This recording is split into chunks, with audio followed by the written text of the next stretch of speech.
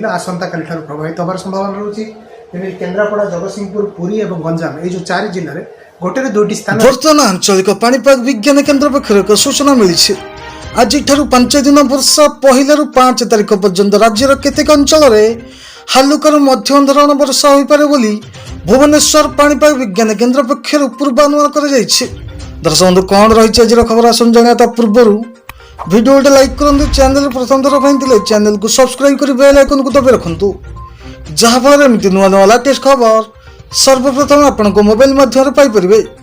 October मासरे राज्य में 75.5 inch वर्षा record होता बेले यह 33% नियंटिया बोली जमापड़ी।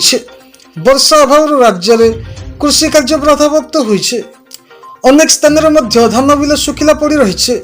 नुआपड़ा कलाहांडी मालकानगिरी नवरंगपुर कोरापुट रायगड़ा गजपति गंजाम नयगढ़ जिले में नियंटिया वर्षा होइछे।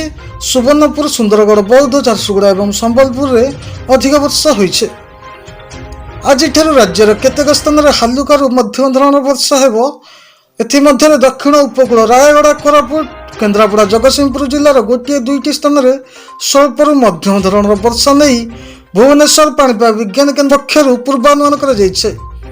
नवेम्बर 5 जाए वर्षा जारी रहिबा। भुवनेश्वर आकाश मेघाच्छन्न रहिबा सह हालुका वर्षा हो पारे। दर्शक बंधु यहीपरि वीडियो देखा चाहते आम चैनल सहित जोड़ी होई रुहंतु एवं चैनल को सब्सक्राइब कर बेल आइकन को दबाई रखंतु। नमस्कार, धन्यवाद।